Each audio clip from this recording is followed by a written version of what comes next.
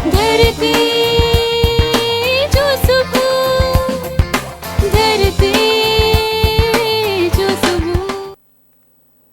बिस्मिल्लाहिर्रहमानिर्रहीम, अस्सलाम वालेकुम, good morning, very very good morning सभिनी घर भातियुनि खे चवंदासीं ऐं उमेद कयूं था तव्हां सभु ख़ैरियत सां हूंदव, ठीकु ठाक हूंदव, मज़े में हूंदव, पंहिंजनि सां पंहिंजे प्यारनि सां हूंदव हमेशह जीअं अॼु ॿीहर तव्हांखे वेलकम चऊं था तव्हांजे पंहिंजे प्रोग्राम धरती जो सुबुह में ऐं मां सहर शरिज़वी तव्हां सां गॾु आहियां, तव्हांजी सिंध जी सहर ऐं खोड़ कचहरियूं ज़बरदस्त प्रोग्राम हूंदियूं इंशाल्लाह।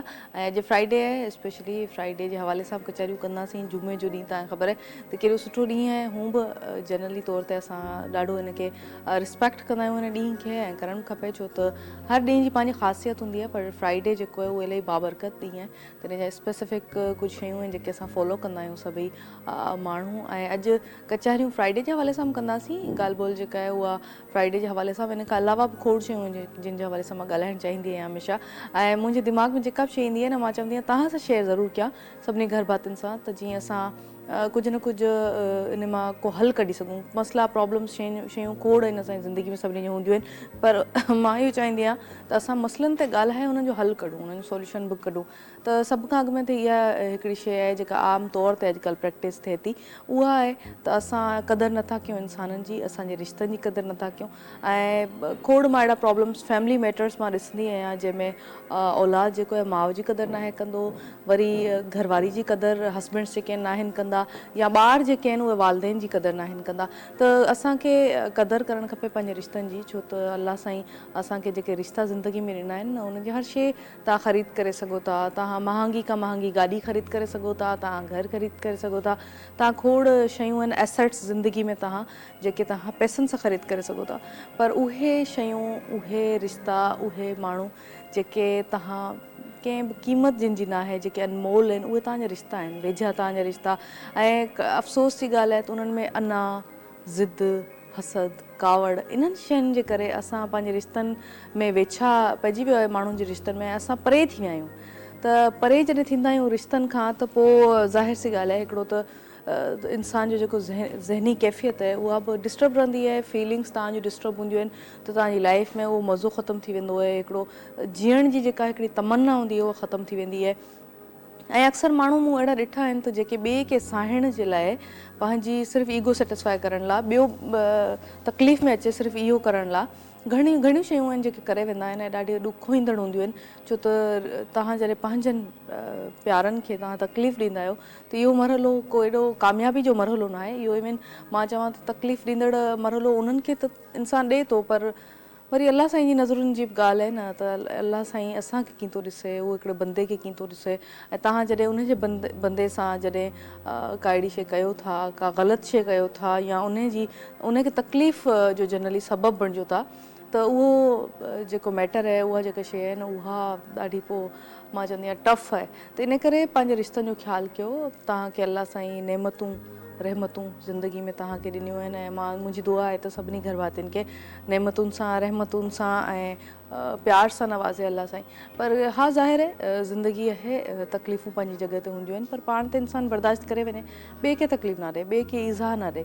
ऐं स्पेशली जेके माण्हू तव्हांजा पंहिंजा आहिनि, जेके माण्हू तव्हांजो पंहिंजो रिश्तो मतिलबु रिश्तेदार आहिनि, तव्हांजा माइट आहिनि, तव्हांजा दोस्त आहिनि, उन्हनि खे त ईज़ा कॾहिं बि न ॾिजे, पर कंहिंखे बि न ॾिजे। मां सम्झंदी आहियां त तव्हां कंहिंजे लाइ बि तकलीफ़ जो सबबु बणिजो था ऐं तव्हांखे हुन में सेटिस्फेक्शन मिले थी, त इहा सभ खां वॾी हार आहे ज़िंदगी जी। अगरि तव्हांखे ज़िंदगी खटणी आहे, वाक़ई में तव्हांखे सुठे नमूने सां ज़िंदगी गुज़ारणी आहे, त पोइ तव्हांखे सुठो इंसानु हुजणु खपे। ऐं सुठो इंसानु जेको हूंदो आहे उहो ॿिए खे तकलीफ़ ॾेई करे ख़ुशी महसूसु न आहे कंदो, उहो इंजॉय न आहे कंदो अगरि कंहिंखे का ईज़ा हुजे, कंहिंखे का तकलीफ़ हुजे। त ॾिसूं था अॼु जी अख़बार छा थी चवे। अॼु सोभ अख़बार असां वटि मौजूदु आहे। मां चाहींदसि हिकु ॿ हेडलाइन्स ई तव्हां सां मां शेयर करे वठां। ऐं अॼु जी अख़बार चवे थी, सभ खां वॾी जेका मेन हेडलाइन आहे उहा इहा आहे त IMF जूं पाकिस्तान सां ॻाल्हियूं कामयाब, समूरा मामला तइ थी विया, कर्ज़ लाइ मुआहिदे जी ख़ातिरी। पाकिस्तान IMF खे बोर्ड जी मीटिंग जल्द घुराइण जी दरख़्वास्त कंदो। मुआहिदो थियण खां पोइ पाकिस्तान खे नाए प्रोग्राम लाइ $1 अरब 10 करोड़ कर्ज़ मिलंदो। इहा अॼु जी मेन हेडलाइन आहे सोभ अख़बार जी। ऐं इन खां अलावा ॿी बि हेडलाइन आहे हिकिड़ी जेका चवे थी त कणिक जी ख़रीदारी जो हदफ़ 14 लख टन मुक़ररु। ईंदड़ हफ़्ते खां ख़रीदारी शुरू करणु ऐं सरहदुनि ते कणिक जी अचु वञु रोकण जो हुकुम। वॾे वज़ीर जी हिदायत हेठि सिंध काबीना जो इजलास। मुराद अली शाह कणिक जी ख़रीदारी हैदराबाद ऐं मीरपुर ख़ासि इलाइक़नि मां शुरू करण जी हिदायत करे छॾी। त अॼु जी सोभ अख़बार इहे सभु शयूं जेके आहिनि हिन में लिखियल आहिनि। ज़ाहिर आहे तव्हां अख़बार जॾहिं पढ़ंदा आहियो त अपडेटेड थींदा आहियो त तव्हांजे आसे पासे कहिड़ियूं शयूं हलनि थियूं, कहिड़ियूं शयूं आहिनि जेके अपडेटेड आहिनि।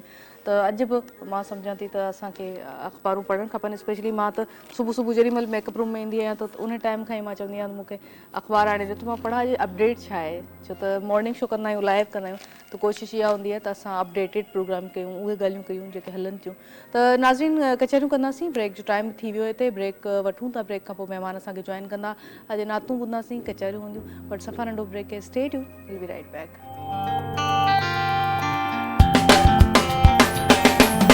फकीरन खोलिया पंहिंजा पर, जारी रखबो नओं सफ़र। धरती जो सुबह, धरती जो सुबह। Welcome back once again. भलीकार चवंदासीं सभिनी गरबातियुनि खे ऐं मौज़ूज़ महिमाननि असां किथे जॉइन कयो। हिन जी तारीफ़ जी तरफ़ हलूं था ऐं ज़बरदस्त कचहरियूं अॼु हूंदियूं। स्पेसिफिकली अॼु फ्राइडे आहे, जुमो आहे, तव्हांखे ख़बर आहे। जुमे जे हवाले सां ॻाल्हि ॿोल कंदासीं। ॿियो मां चाहियां पई त कानून जे हवाले सां कुझु ॼाण असांखे मिले, त उन जे करे कोशिशि हूंदी आहे त असां जेके सुठा ऐं कॉम्पिटेंट लॉयर्स आहिनि, एडवोकेट्स आहिनि, असां हिते उन्हनि खे घुरायूं ऐं उन्हनि सां कचहरियूं कयूं त मुआशरे में अॼुकल्ह छा पियो हले, कहिड़ियूं शयूं हलनि पियूं ऐं केसिस जनरली कहिड़ा हलनि था, कहिड़ियूं शयूं। त मां चाहींदी आहियां त ॿिन्ही शयुनि ते असां ॻाल्हायूं। अॼु फ्राइडे आहे त स्पेशली हिननि शयुनि जे हवाले सां ॻाल्हाईंदासीं। हिकिड़ो इंसाफ़ जे तक़ाज़नि ते ऐं ॿियो वरी जेको असांखे जेके टीचिंग्स आहिनि नबी करीम सल्लल्लाहु अलैहि वसल्लम जूं ऐं संदन आले मुबारक जूं, त संदन ज़िक्र बि कंदासीं। अॼु तव्हांखे ॿुधाईंदी हलां त पहिरीं शख़्सियत जेका असां सां गॾु हिन टाइम मौजूदु आहिनि, ज़बरदस्त एडवोकेट आहिनि, इलाही कॉम्पिटेंट आहिनि, इलाही हिननि क्रिमिनल केसिस ॾिठा आहिनि, रिस्पेक्टेबल शख़्सियत आहिनि। वेलकम चवंदासीं ज़फ़र अली अबड़ो के। अस्सलाम वालेकुम ज़फ़र, कीअं आहियो तव्हां? ठीकु आहियो? थैंक यू, अॼु ॿीहर तव्हां असां सां गॾु आहियो। ऐं नाज़रीन ॿी शख़्सियत, ॿी पर्सनैलिटी आलिम आहिनि ऐं माशाअल्लाह सां ज़िक्र कंदा आहिनि नबी करीम सल्लल्लाहु अलैहि वसल्लम संदन आले मुबारक जो। अॼु फ्राइडे जे हवाले सां हिननि सां गुफ्तगू कंदासीं। त शाहनवाज़ कादरी बि असां सां गॾु मौजूद है। अस्सलाम वालेकुम। वालेकुम सलाम। कैसे हैं आप? ठीक हैं? अल्हम्दुलिल्लाह। बहुत बहुत मशकूर हूँ, आप भी हमारे साथ हैं। ऐं नाज़रीन असां जॾहिं ज़िक्र कंदा आहियूं नबी पाक जो, त असांजी कोशिशि हूंदी आहे त उहे सुहिणा ऐं सुरीला आवाज़ असां हिते घुरायूं जिन खां असां ज़िक्र ॿुधूं त असां पंहिंजी बि हिकिड़ो रूह ताज़ी थी वञे। ऐं ज़ाहिर सी ॻाल्हि आहे, तव्हां सभु घरभाती जेको असांखे ॾिसो था, असां सां गॾु हूंदा आहियो, त तव्हांखे बि सुठो महसूसु थिए थो। ज़िक्र त एॾो प्यारो आहे पाक नबी करीम सल्लल्लाहु अलैहि वसल्लम संदन आले मुबारक जो, त ॿुधी इंसानु ज़ाहिर आहे त ख़ुशी तव्हांखे महसूसु थींदी आहे। पर ॾाढो प्यारो आवाज़ अथनि ऐं वेलकम चवंदासीं। रिस्पेक्टेबल शख़्सियत आहिनि। अब्दुल बासित राना असां सां गॾु आहिनि। अस्सलाम वालेकुम। वालेकुम अस्सलाम। कीअं आहियो तव्हां? ठीकु आहियो बासित? अल्लाह का बड़ा एहसान। थैंक यू सो मच, तव्हां बि असां सां गॾु आहियो। ऐं नाज़रीन लाजो भाई बि असां सां गॾु आहिनि। अस्सलाम वालेकुम लाजो भाई, कैसे हैं आप? ठीक है, थैंक यू लाजो भाई, आप भी हमारे साथ हैं। ज़बरदस्त प्रोग्राम आज करेंगे, बात करेंगे। सभ खां अॻु में सर तव्हां खां पुछणु चाहींदसि त अॼु फ्राइडे आहे, जुमो आहे, छा चवंदा फ्राइडे जे हवाले सां? अल्हम्दुलिल्लाह, अल्लाह ताला जो उम्मत मुहम्मदिया सल्लल्लाहु अलैहि वसल्लम ते वॾो एहसान आहे त अल्लाह ताला असांखे जुमे जी नेमत सां नवाज़ियो आहे। अल्हम्दुलिल्लाह, नबी करीम सल्लल्लाहु अलैहि वसल्लम फरमाइनि था, रूए ज़मीन ते उन ॾींहं खां को ॾींहुं बहितरु न आहे जंहिं ॾींहं ते सूरज तुलू थिए थो, उहो ॾींहुं जुमातुल मुबारक जो आहे। अल्हम्दुलिल्लाह, अल्लाह करीम नबी करीम सल्लल्लाहु अलैहि वसल्लम फरमाइनि था, जेको जुमे जे ॾींहुं गुस्ल करे थो ऐं जेको आहे त निमाज़ जी तरफ़ हले थो, त अल्लाह ताला उन जा सभु गुनाह माफ़ु करे छॾे थो। ऐं नबी करीम सल्लल्लाहु अलैहि वसल्लम फरमायो त जुमे जे ॾींहुं 5 ख़ासि शयूं आहिनि। इन जुमे जे ॾींहुं अल्लाह ताला पूरी दुनिया खे ठाहियो। हज़रत आदम अलैहिस्सलाम जुमे जे ॾींहुं पैदा थिया ऐं हज़रत आदम अलैहिस्सलाम खे आसमान तां ज़मीन ते बि जुमातुल मुबारक जे ॾींहं ते आया ऐं जुमातुल मुबारक वारे ॾींहुं ई अल्लाह ताला क़यामत क़ाइमु कंदो। एॾो बाबरकत ऐं फज़ीलत वारो ॾींहुं जुमातुल मुबारक जो आहे। सही सही, असां जुमे जे आदाब ते बि ॻाल्हाईंदासीं ऐं लॉ जे हवाले सां अॼुकल्ह छा हलनि थियूं शयूं, केसिस कहिड़ा हलनि था। ज़फ़र असां सां गॾु आहिनि। ज़फ़र कीअं आहियो तव्हां ऐं कीअं तव्हांजा केसिस अॼुकल्ह हलनि था? मसरूफ़ियात छा आहिनि? मैडम मसरूफ़ियात इहे ई, असां जीअं त असां वकील आहियूं ऐं कोर्ट जूं जेके बि हूंदियूं आहिनि रूटीन्स वग़ैरह उनखे फॉलो कंदा आहियूं। करंटली कराची में जेको आहे कब्ज़ा माफ़िया तमामु घणी सरगर्म आहे, त उन सां रिलेटेड जेके केसिस आहिनि उन्हनि खे तमामु घणो हाणे फेस था कयूं, जो एरिया वाइज़ क्राइम थोरो डिफर करे थो न। तव्हां अगरि इंटीरियर सिंध वञो या जेको आहे सो एरिया वाइज़ तव्हांखे क्राइम तव्हांखे डिफर मिलंदो। हिते तव्हांखे स्ट्रीट क्राइम घणो थो मिले, हिते ह्यूमन राइट्स जा इशूज़ घणा था मिलनि, हिते तव्हांखे कब्ज़ा माफ़िया जो जेको तमामु घणो हुओ आहे। Lastly one of my client जंहिंजे मथां हिकिड़ो कब्ज़ा माफ़िया आहे, उन जेको आहे 7 डिफरेंट FIR रजिस्टर करायूं पर्टिकुलर हिकिड़े थाणे तां जेको अगेंस्ट द लॉ आहे, मतिलबु तव्हां डिफरेंट इशूज़ खे रेज़ करे हिकिड़े माण्हू जे मथां या हिकिड़ी टीम जे मथां साॻाई कयो था। उन खां पोइ असां उन जी कोर्ट में पिटिशन फाइल कईसीं। लास्टली तक़रीबन 2 days बैक हिते ई मैरान टाउन में उनखे गोलियूं हणी क़तलु कयो वियो इन कब्ज़ा माफ़िया जे तरफ़ां ई। ऐं सभिनी खे थ्रेट कयो वियो त तव्हां जेके बि हिते कम्यूनिटी सां बिलोंग कयो था उहे तव्हां पंहिंजूं जॻहियूं ख़ाली कयो, अदरवाइज़ असां तव्हांखे हिते न रहणु ॾींदासीं। सो डेफिनेटली थाणो छो जो पुलिस स्टेशन हूंदी आहे त माण्हू जो बचाव करे माण्हू सां उन ई थाणे ते जेको आहे सो डिफरेंट अगरि FIR कढजनि थियूं त नेचुरली उहे माण्हू उन में उहे मुलविस आहिनि। पोइ उन्हनि वटि हिकिड़ी शइ बचे थी, बाबा to knock the door of the court. पोइ असां वटि अचनि था, पोइ असां वटि तक़रीबन जेके बि असांजी क़ाबिलियत आहे उन हिसाब सां जेके बि असां वटि रिलीफ अवेलेबल आहिनि उहो रिलीफ असां उन्हनि खे कोशिशि कंदा आहियूं त ॾियाराइण जूं कोशिशि कयूं बि था, कोशिशि कंदा बि आहियूं त डिफरेंट उन्हनि खे रिलीफ्स ॾियारायूं। पोइ इन विच में असांखे डिफरेंट इशूज़ फेस थियनि था पिया, पर्टिकुलरली थ्रेट जे हवाले सां। पर्टिकुलर असांखे बि थ्रेट आहिनि। मुंहिंजे क्लाइंट खे शूट आउट कयो वियो आहे त असां बि कोर्ट में इहा प्रेयर कई अथई त सर असां बि हिन केस में इन्वॉल्व आहियूं। उहो अक्यूज़ड हिते अचे थो कोर्ट में, उहो असांखे ॾिसे थो पियो ऐं असां स्ट्रांगली डिफेंड था कयूं त हुनखे सज़ा अचे त नेचुरली हू असांखे बि हिन जेको आहे सीन तां ग़ाइबु करणु चाहींदो। सो इहे थ्रेट्स वैसे असां बि कयूं था। डिफरेंट हिन में लॉ बि असांजो हिकिड़ो वकीलनि जे प्रोटेक्शन जो लॉ बि अची वियो आहे। असां गवर्नमेंट खे बि चवंदासीं त हीउ हिकिड़ो सेंसिटिव पेशो आहे। असांजी डायरेक्ट डीलिंग इन्हनि अक्यूज़ड सां, इन्हनि ॾोहारियुनि सां, इन्हनि सां आहे, पुलिस अफ़सरनि सां आहे, जजिस सां आहे ऐं जेको आहे सो उन हिसाब सां असांखे बि ओतिरा ई थ्रेट आहिनि जेतिरा इन्हनि डिपार्टमेंट्स खे आहिनि। त असां बि गवर्नमेंट खां हूअं बि असां डिफरेंट फोरम्स ते एहतजाज कंदा रहंदा आहियूं त बाबा को प्रोटेक्शन जो हिकिड़ो सिस्टम ठाहियो वञे, उनखे जेको आहे सो करे वञे। पर डेफिनेटली कोशिशि कनि था पिया हू बि ऐं असांखे बि इहो आहे त जेको आहे सो इंसाफ़ माण्हुनि खे वठी ॾियूं सिंसियरिटी सां। सही ॻाल्हि आहे, तव्हां ॾाढो सुठो कमु कयो था। पर ॻाल्हि इहा आहे त असां वटि FIR जिथे न कटणु खपे उते त 7 कटनि था, पर जिथे कटणु खपे उते नथा कटनि। इहो वॾो मैटर आहे त FIR कटाइण बि वॾो मसइलो आहे। ऐं मां सम्झां थी त जॾहिं पुलिस सम्झे त सचाई आहे कंहिं मैटर में तॾहिं FIR कटे। कूड़ियूं FIR कटींदा आहिनि अॼुकल्ह, सेकेंड FIR जो न कूड़ियूं जेके FIR कटनि था। असल में मां तव्हांखे ॿुधायां मैडम, असां वटि प्री ट्रायल हिकिड़ो असां वटि कॉन्सेप्ट आहे। हिकिड़ो पोस्ट ट्रायल, ॿियो आहे प्री ट्रायल। प्री ट्रायल में असांजो इहो थींदो आहे त जेके तव्हांजी रजिस्ट्रेशन ऑफ FIR खां, बल्कि इन खां बि पहिरियां अचो तव्हां कंप्लेंट दाख़िल कंदा उन खां पोइ असां वटि उहे क़ाबिल ऑफिसर वेरी मतिलबु रेगुलेटली असां चऊं था त उहे क़ाबिल ऑफिसर न आहिनि जेके इन लॉ ते इम्प्लीमेंटेशन। लॉ ग़लति न आहे, असांजो जेको एक्ट आहे उहो ग़लति आहे। तव्हां हाणे बि वञो डिफरेंट FIR में असां पढ़ंदा आहियूं, डेली FIR असां पढ़ंदा आहियूं त असांखे ख़बर पइजी वेंदी आहे त हीउ वाक़ियो बिल्कुलु ठीकु थियो आहे ऐं हिन वाक़िए में डिफेक्ट्स आहिनि। कूड़ में जॾहिं बि तव्हां का शइ कूड़ी दाख़िल कंदा त उन में को न को डिफेक्ट ख़बर पइजी वेंदी आहे। ऐं उन में इन जी आहे त तव्हांजी डिफेक्टिव इन्वेस्टिगेशन, छो जो FIR खां पोइ इन्वेस्टिगेशन आहे। इन्वेस्टिगेशन अहिड़ी स्टेज आहे जिथे तव्हां सच खे, छो जो इन्वेस्टिगेशन वर्ड जी माना आहे कलेक्शन ऑफ एविडेंस। अगरि एविडेंस कलेक्ट नथी थिए पई त उनखे तव्हां उते ई कूड़ो करे तव्हां ख़तमु करे सघो था। पर जेकॾहिं FIR में सची FIR में का डिफेक्ट्स आहिनि त तव्हां उनखे इन्वेस्टिगेशन स्टेज ते उनखे तव्हां उहो बिल्कुलु उनखे पूरा करे सघो था ऐं उहो केस फर्दर ट्रायल लाइ हली सघे थो। असां वटि इन्वेस्टिगेशन में असां डिफरेंट केसिस असां ॾिठा आहिनि जिन में इन्वेस्टिगेशन ऑफिसर खे इन्वेस्टिगेशन जी त छा बल्कि उन डिपार्टमेंट जी लॉ जी बिल्कुलु ख़बर ई कोन्हे का। बिल्कुलु तव्हां ॾिसो इन्वेस्टिगेशन में डिफरेंट पूरो चैप्टर आहे असां वटि CRPC जो। उन चैप्टर में हिननि खे डिफरेंट स्टेप्स वठिणा आहिनि। अगरि उहो पर्टिकुलर टाइम में उहे स्टेप्स वठनि था त असांजो जेको वाक़ियो थियो आहे उहो रिपोर्ट थींदो ऐं उन्हनि खे सज़ा बि ईंदी।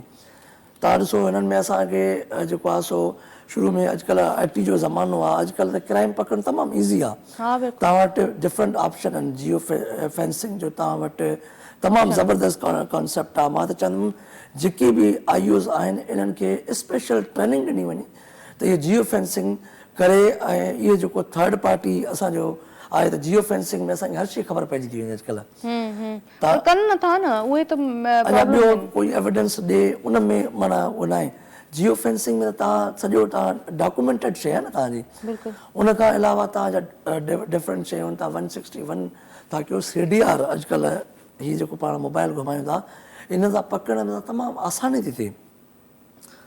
CDR तव्हां कढायो, उन्हनि में CDR में तव्हां माण्हुनि खे जेके लास्ट 5 कॉल्स आहिनि, जेतिरे त असांखे नॉलेज आहे असां कोर्ट में वञूं था ऐं इन्हनि शयुनि ते असां क्रॉस बि कयूं था पिया, कॾहिं असां अक्यूज़ जा वकील हूंदा आहियूं, कॾहिं असां कंप्लेनेंट जा वकील हूंदा आहियूं, त हिन में असांखे पर्टिकुलर इन शइ जी नॉलेज आहे। त तव्हां वटि CDR अवेलेबल आहे, तव्हां लास्ट 5 कॉल्स खणो, उन्हनि खे तव्हां 160 जो नोटिस ॾियो, उन्हनि खे तव्हां इन्वेस्टिगेशन में घुरायो। अगरि तव्हां सम्झो था त हिननि वटि उहा इन्वेस्टिगेशन जी इंफॉर्मेशन आहे त तव्हां उन्हनि खे अरेस्ट कयो, कोर्ट जो प्रोसीजर पूरो कयो, त उन्हनि खे ख़बर त पए एटलीस्ट बाबा कोई बि मर्डर थिए थो, उन मर्डर ते जेको आहे सो जंहिं फैमिली ते उहा गुज़रे थी उहा उन फैमिली खे ई ख़बर आहे। ॿिया माण्हू पुलिस डिपार्टमेंट हुजे, असां वकील हुजूं, कोई बि हुजे, हमदर्दी तौरु असां सभिनी सां गॾु हूंदा आहियूं, पर जेकॾहिं पुलिस डिपार्टमेंट पर्टिकुलरली उन लाइ फेयर इन्वेस्टिगेशन करे त इहो असां जेको कॉन्सेप्ट आहे त जेको इंसाफ़ आहे उहो अवाम जी जेको आहे चौकट ते आहे, उहो कॉन्सेप्ट कंप्लाई थी वेंदो। सही ॻाल्हि आहे, पर उहो उन में वरी वॾी महिनत खपे ऐं महिनत असांजा डिपार्टमेंट्स माज़रत कंदा न आहिनि। ॾाढे अफ़सोस जी ॻाल्हि इहा आहे त एजुकेटेड थियण खां पोइ, डिग्रियूं हासिल करण खां पोइ, जेके कॉम्पिटेटिव हिकिड़ा एग्ज़ाम्स हूंदा आहिनि उहे ॾियण खां पोइ जॾहिं सीटुनि ते वेहनि था त आम आवाम जेका आहे उहा दरबदर थी वेंदी आहे, इन्वेस्टिगेशन्स कोन थींदियूं आहिनि, हेॾा हाई प्रोफाइल केसिस हूंदा आहिनि, पोइ बि उन्हनि खे छॾे ॾिनो वेंदो आहे, उन्हनि खे इग्नोर कयो वेंदो आहे। इहा ॾाढी तकलीफ़ ॾींदड़ ॻाल्हि आहे। तव्हांजी ॻाल्हि से फैमिली हिन में ॾाढो लोड़े थी, ऐं जंहिं रब ही काइनात सॼी ख़लकी आहे उहो वरी ईअं फरमाए थो त तव्हां हिकिड़े इंसान खे मारियो त ॼण तव्हां सॼी इंसानियत जो क़तलु कयो आहे, हिकिड़े इंसान खे बचायो त ॼण तव्हां सॼी इंसानियत खे बचायो आहे। ऐं उन रहमान जे असां मख़लूक आहियूं ऐं असां वरी एतिरा क्रूल आहियूं, ख़बर न आहे केॾांहुं था वञूं, केॾांहुं वञूं था। असां हम त ॿुधूं था, बासित खां पोइ ॻाल्हि ॿोल खे अॻिते वधाईंदासीं। जी, जो मौजूद चल रहा है उसके हवाले से दुआ अरशाद है, बिस्मिल्लाह। और हम अपने अल्लाह से कह रहे हैं, मेरे मौला करम हो करम, मेरे मौला करम हो करम, मेरे मौला करम हो करम, मेरे मौला करम हो करम,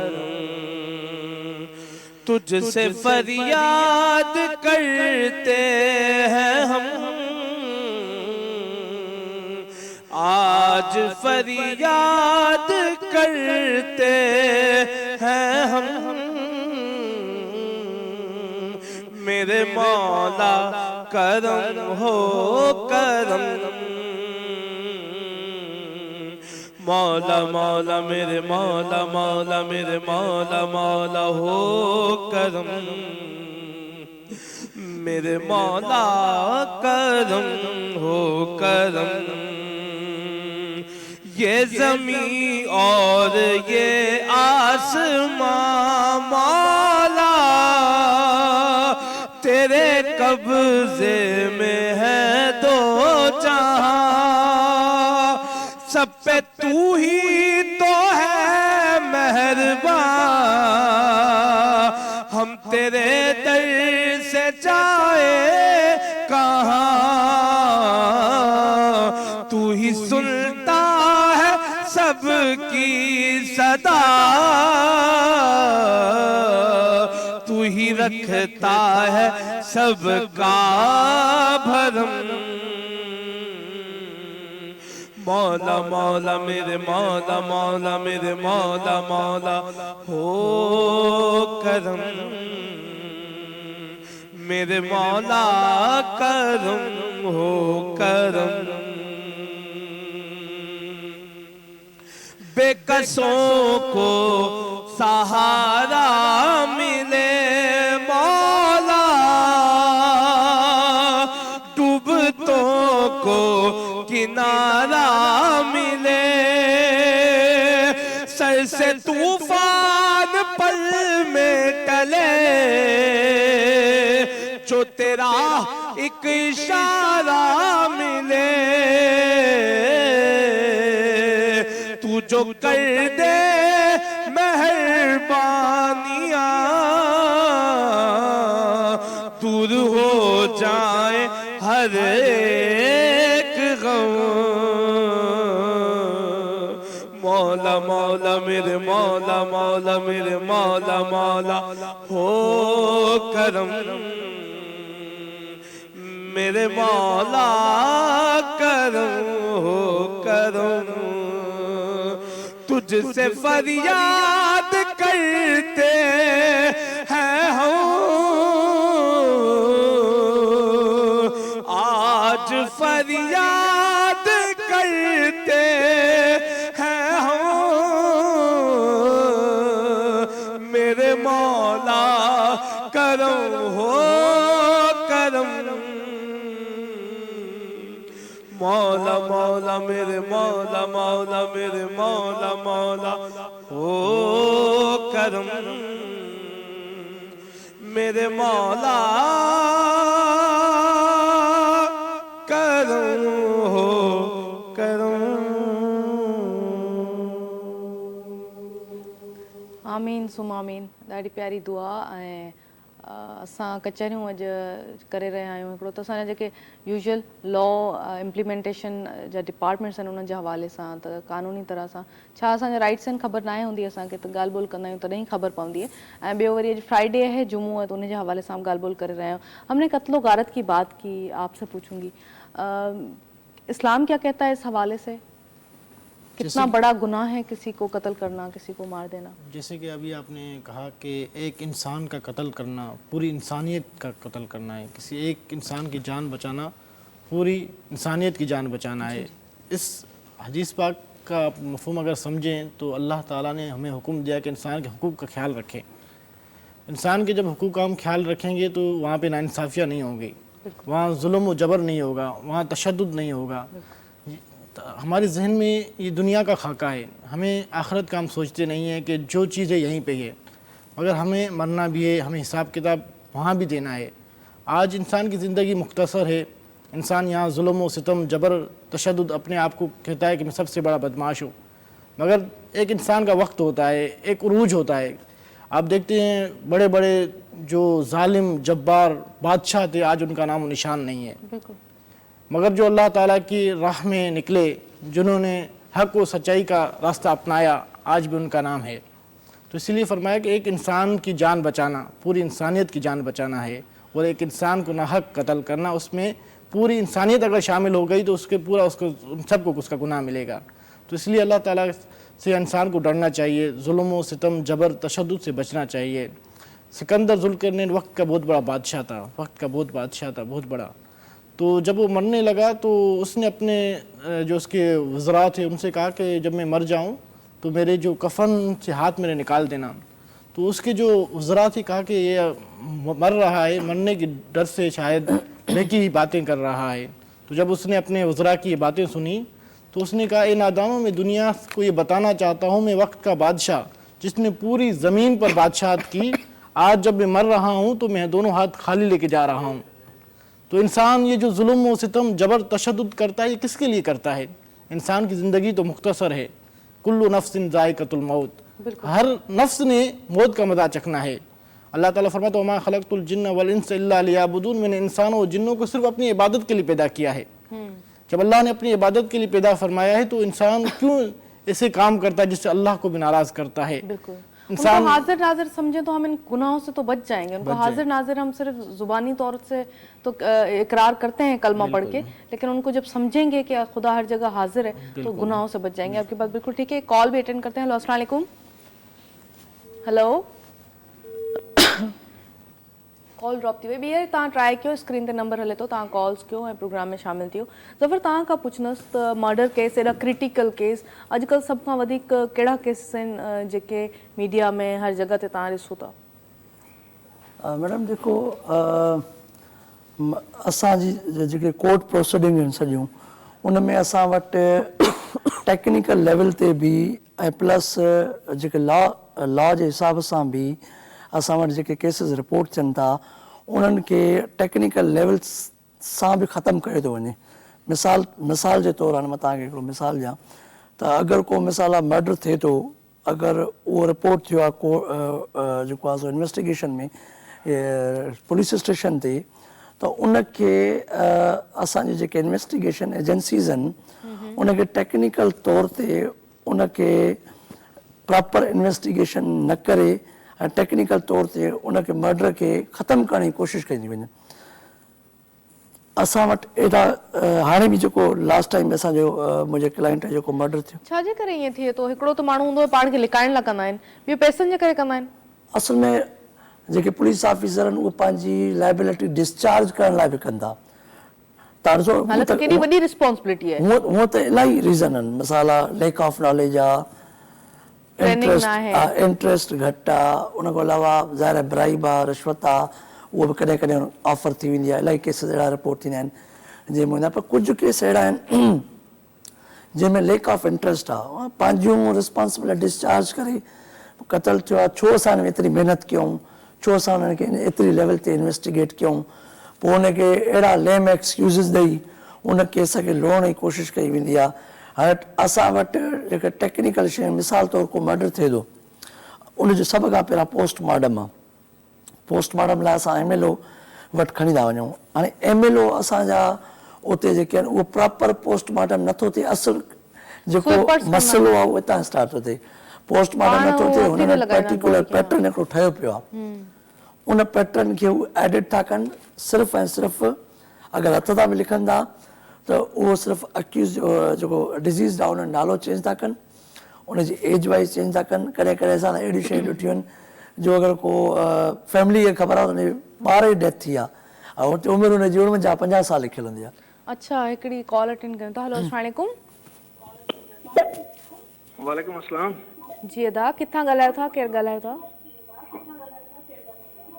मैडम मां ॻाल्हायां थो ज़ाहिद हुसैन अदा टीवी जो आवाज़ बंदि करे ॻाल्हाईंदा सही तरीक़े सां ॻाल्हाए सघंदा ज़ाहिद हुसैन ॻाल्हायां थो दादू खां अदा टीवी जो आवाज़ बंदि करे पोइ ॻाल्हायो कीअं आहियो तव्हां ख़ुशि आहियो जी आवाज़ बंदि आहे हाणे अचे थो आवाज़ न ठीकु आहे तव्हां ॿुधायो प्रोग्राम ॾिसी रहिया आहियो को सवाल करणु चाहींदव जी जी हा बिल्कुलु वकील साहब खां सवाल करिणो आहे जी जी पुछो जी जी मुंहिंजो पुछो सुवाल इहो आहे त आए ॾींहुं जेको आहे सो ब्लाइंड मर्डर्स थींदा रहनि था ऐं उन जे लाइ जेके जवाबदार आहिनि उन्हनि खे जेकॾहिं पुलिस अरेस्ट करे थी त उन जा मालिकान जेके आहिनि उहे फौरी तौर ते 491 या मुख़्तलिफ़ रेमेडीज़ अवेल करे जवाबदारनि खे छॾाए था वञनि त उन जे लाइ छा करणु खपे त उनजी पुलिस प्रॉपर इन्वेस्टिगेशन करे उनखे इन्वेस्टिगेशन करणु ॾिनी कोन थी वञे ऐं कीअं ख़बर पए त ब्लाइंड मर्डर खे अॻिते कीअं इन्वेस्टिगेशन खे वधाइजे हिकिड़ो सुवाल इहो आहे ॿियो इहो आहे त आए ॾींहुं कराची में जेको आहे सिंधियुनि जो क़त्ल कयो थो वञे वकील साहिबान उन्हनि जे लाइ कहिड़ो क़दम खयो आहे सही तव्हां सम्झो सवाल सवाल थैंक यू सो मच तव्हां प्रोग्राम में शामिल थिया तव्हांजी जेको जवाबु आहे असां सफ़र खां वठूं था जी सवाल रिपीट कयो मां थोरो उन्हनि चयो त एवरीडे जेके कराची में सिंधियुनि जा क़त्ल थियनि था उन्हनि जे हवाले सां तव्हां ॿुधायो ऐं ॿियो वरी उन्हनि चयो त अक्सर ईअं थिए थो त ब्लाइंड मर्डर हूंदा आहिनि जेके माण्हू त जिन मिसाल कंहिं ते शक आहे उन्हनि खे अरेस्ट कयो वञे थो ऐं अरेस्ट करण खां पोइ इंटरोगेशन नथी कई वञे उन्हनि खे वरी हूंदो आहे न कोर्ट जे थ्रू या कंहिं थ्रू उन्हनि खे छॾाए थो वञे बेल थी वञे बेल बिफोर अरेस्ट जेका हूंदी आहे त छा करणु खपे अहिड़े मामलनि में असल में असां वटि जेको मां तव्हां हाणे बि मां शुरू खां डिस्कस कयो त जेका FIR पर्टिकुलर असां जॾहिं कॾहिं वेंदा आहियूं हेरासमेंट जो केस हूंदो आहे या पर्टिकुलर FIR थींदी आहे जेको कंप्लेनेंट हूंदो आहे उहो थाणे खां ॿाहिरि निकिरी चवंदो आहे त मां जेका FIR रजिस्टर कराई आहे उहो वर्जन ई न आहे माना जेके मां शयूं लिखाइण पियो चाहियां उहे हिननि लिखियूं ई न आहिनि त असां वटि ज़ाहिरी आहे को बि ऑफेंस रिपोर्ट थिए थो त उन में उन वटि जेको अक्यूज़ड आहे छो जो ह्यूमन राइट्स जा इशूज़ आहिनि असां वटि अक्यूज़ड वटि बि 2 प्ली मौजूदु हूंदियूं आहिनि पोइ हुन में जेको FIR थी वञे उन खां पोइ जेको पुलिस गिरफ़्तार नथी करे सघे त प्री अरेस्ट बेल लाइ अप्लाई कंदो आहे उन खां पोइ उनजी कंफर्मेशन लेवल ते असां आर्ग्यूमेंट कंदा आहियूं प्रीवियस बेल ते ठीकु आहे उहो मेरिट विदाउट टचिंग दी मेरिट्स हुनखे बेल जेको आहे सो ॾिनी वेंदी आहे। पर बेल ॾिनी वेंदी आहे मिसाल जे तौर ते त उन सां इंटरोगेशन त थी नथी सघे पोइ?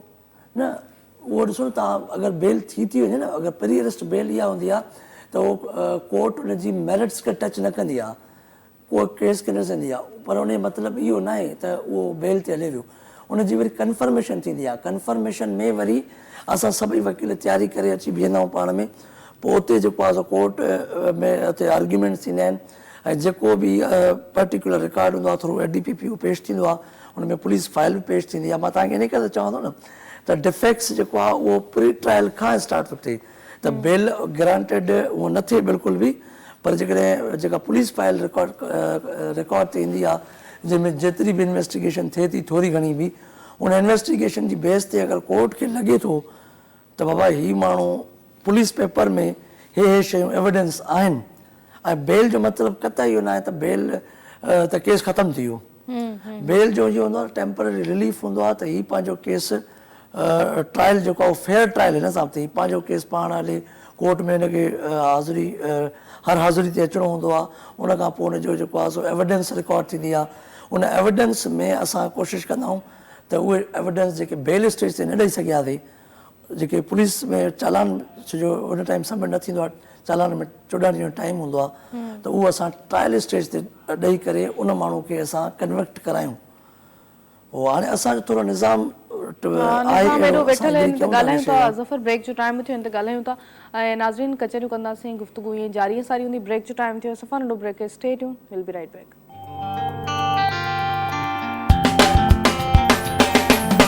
पखियुनि खोलिया पंहिंजा पर जारी रखबो नओं सफ़र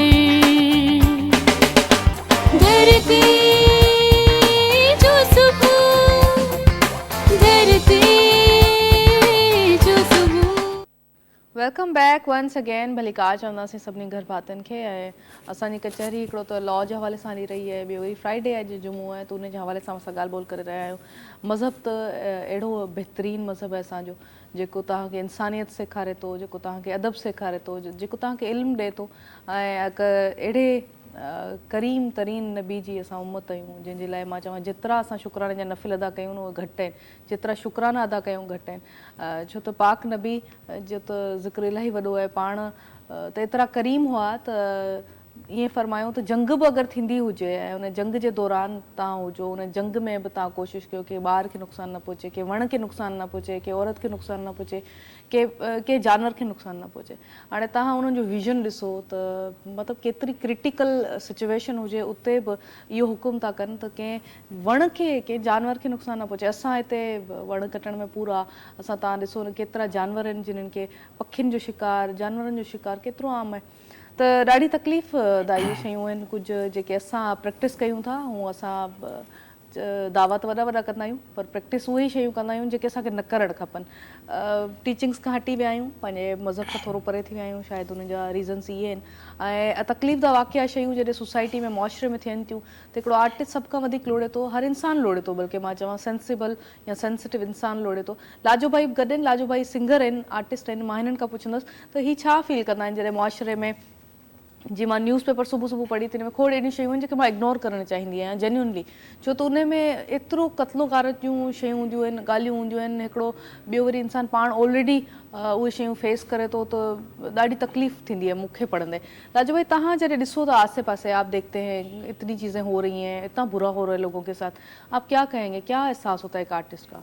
ऐसा है कि हम जो गाने बजाने वाले खास तौर पर जो म्यूजिशियन हो या सिंगर हो, दिलों के इतने मोम होते हैं इनके कि मैं आपको बता नहीं सकता कि अक्सर रो भी पड़ते हैं। कोई रिश्ता नहीं होता, खून का भी नहीं कोई ऐसा। लेकिन एक हमारा एक आर्टिस्ट था, काफ़ी साल पहले की बात है, वो दुबई में होटल में तो उसने सोचा कि रात का एक प्रोग्राम, सुबह फ्लाइट है उसकी और रात को उसने सोचा एक प्रोग्राम मिला तो मैं ये भी कर रहा हूँ।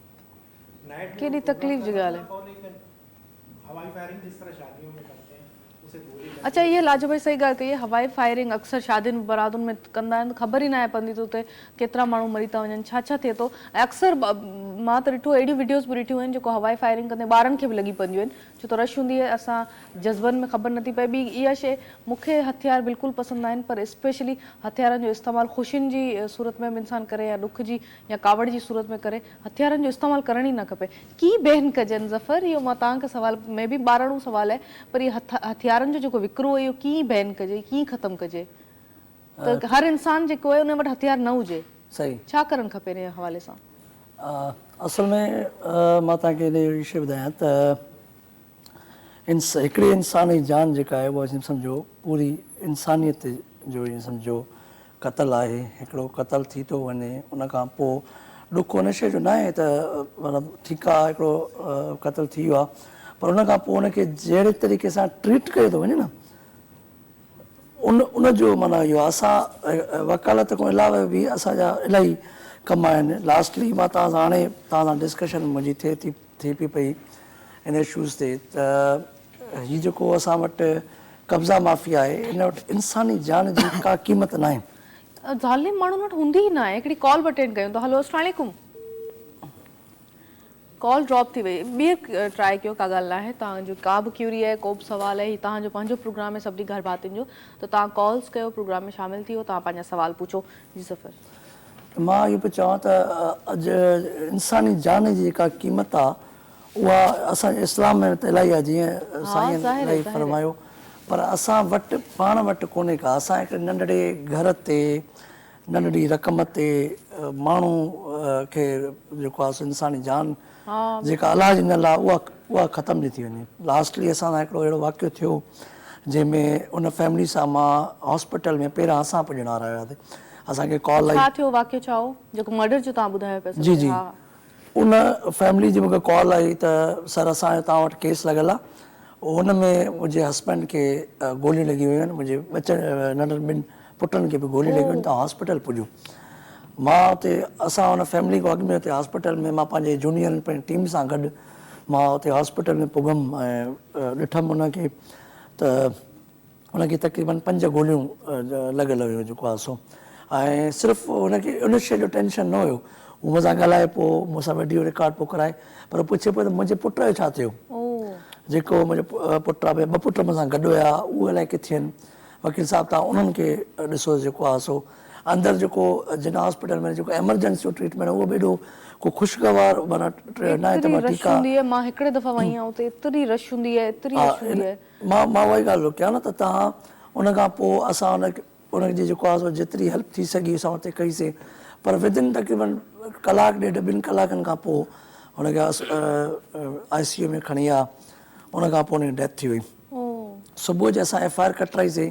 इहा कल्ह जी ॻाल्हि आहे? जी जी, हे तक़रीबन 2-4 ॾींहं जो 5-6 तारीख़ जो वाक़ियो आहे। ऐं इन में वरी मां वेरी शॉक्ड त जेको अक्यूज़ड आहे उनजी जेको वर्जन ऑफ स्टोरी हुयो उहो असांजा इदारा मतिलबु एतिरा त हुअनि जो उन वर्जन अहिड़ो खणी आयो जो असां ॿई वकील बि शॉक थी वियासीं त हीउ जेको आहे डॉक्यूमेंटेड शयूं खणी थो अचे ऐं हीउ चए थो त क़तल मां त कयो। CCTV मौजूदु आहे, उनजी, हा जी जी, CCTV मौजूदु आहे। उनजी वीडियो जेको डिज़ीज़ आहे उहो मरी वियो आहे, उन बाक़ाइदा नॉमिनेट कयो आहे। ऐं हुनजो वर्जन इहो आहे त साईं हीउ मूंखे मारण लाइ राति जो अंधेरो हुयो, मूंखे मारण लाइ आया, मां 15 ते कॉल मां कई आहे ऐं थाणे वञी वेही रहियो आहे। अच्छा, जंहिंखे जज साहिब खे अच्छा छो जो मैटर सबजुडाइज़ आहे कोर्ट में, मां घणी उन डिटेल में नथो पर हिकिड़ो मां जनरल त ॻाल्हाए सघूं था न। पर केॾो इनह्यूमिनिटी आहे, माना हिकिड़ो इंसानु जेको आहे उहो क़तल थिए थो ईअं रोड ते रस्ते ते, उनजा बच्चा जेके आहिनि उहे बि, रीज़न को बि थी सघे थो, पर कानून खे पंहिंजे हथ में न वठणु खपे इंसान खे ऐं वेट करणु खपे मुंहिंजे ख़्याल सां। हिकिड़ी कॉल अटेंड कयूं था। हलो, अस्सलाम वालेकुम। हेलो, वालेकुम सलाम भाजी। अदा आवाज़ टीवी जो घटि करे ॻाल्हायो प्लीज़। किथां ॻाल्हायो था, केरु ॻाल्हायो था अदा? जी अदा, छोरो पियो ॻाल्हायां। कीअं आहियो तव्हां? ॻोठ तूरशोरे खां। मुंहिंजे घर वारी जी जी, मां उन पैसा नथा मिलनि। आवाज़ कटिजे पियो तव्हांजो। जी ॿुधायो। जी वो मुंहिंजे घरवारीअ खे जेके बेनज़ीर जा पैसा आहिनि उहे कोन था मिलनि। मां सम्झियमि कोन तव्हांजो सवाल। बाक़ी मुंहिंजे घरवारीअ खे बेनज़ीर जा पैसा कोन था मिलनि, इन करे तव्हांखे अच्छा इनकम सपोर्ट सिस्टम जेको हले थो, इनकम सपोर्ट प्रोग्राम। अच्छा अच्छा, उन्हनि जे हवाले सां ज़फ़र खां पुछूं असां? कॉल ड्रॉप थी वई। थैंक यू, तव्हां कॉल कई, प्रोग्राम में तव्हां शामिल थिया। उन्हनि जो सवाल हो त बेनज़ीर इनकम सपोर्ट जा पैसा नथा मिलनि। सही इन्हनि पैसनि ते तव्हां न भाड़ियो, तव्हां पंहिंजो कमु कयो, तव्हां इन्हनि पैसनि ते न भाड़ियो प्लीज़। जी जी, कॉल ड्रॉप थी, क्वेश्चन मां बि जो न सम्झी सघियुमि। तो असां ॻाल्हायूं पिया उन ते जेको आहे सो उन खां पोइ जेको उन अक्यूज़ जो वर्जन हुयो उहो ॾाढो ख़तरनाक हो। ऐं इहो वर्जन माना उबतो पाण जेको आहे ॿिए खे हू करणु, ऐं मतिलबु उहो वर्जन ॾिसी करे उनखे ऑनरेबल कोर्ट हिकिड़ो 14 ॾींहंनि जो डिमांड थींदो आहे, हुन में 3 ॾींहंनि जो डिमांड ग्रांट कयो वियो। उन वर्जन खे माना एतिरो असरु हुयो। अच्छा, ऐं उन वर्जन खे ख़ैर उन में इहो आहे, अॻिते एविडेंस बि आहे ऐं इनशाला ऐं वॾी ॻाल्हि इहा आहे सीसीटीवी फुटेज जॾहिं आहे, सीसीटीवी पई आहे त पोइ त एविडेंसिस आहिनि न। अच्छा, मूंखे ॾुख इन ॻाल्हि जो थींदो आहे त असांजा जेके इदारा आहिनि उन्हनि खे एविडेंसिस ते, जी तव्हां ॻाल्हि कई सीसीटीवी जी, जियो फेंसिंग जी, एविडेंसिस ते कमु करणु खपे, अज़म्पशन्स ते न करणु खपे। त हिकिड़ो हूंदो आहे अज़म्पशन जेको असां दिमाग़ में सोचींदा आहियूं हीअ शइ हीअं थी हूंदी, ॿियो हूंदो आहे एविडेंसिस, हिकिड़ो सबूत हूंदो आहे जेको पाण ई गवाही ॾींदो आहे त कहिड़ी शइ कीअं थी आहे। पोइ उन्हनि खे इग्नोर करे असां जॾहिं अज़म्पशन्स ते असांजा डिपार्टमेंट कमु कंदा आहिनि त पोइ इन्वेस्टिगेशन जेका आहे उहा एॾी पुअर थींदी आहे, एॾी पुअर थींदी आहे, जेको तव्हां केस लोड़ण वारी ॻाल्हि कई। इहे सभु शयूं मां बि ॾिसां थी त ॾाढी तकलीफ़ दा सूरत हाल हूंदी आहे। एविडेंस खे ॾिसो न तव्हां, एविडेंस खे प्रोसीजरल तरीक़े सां ख़तमु कयो थो वञे।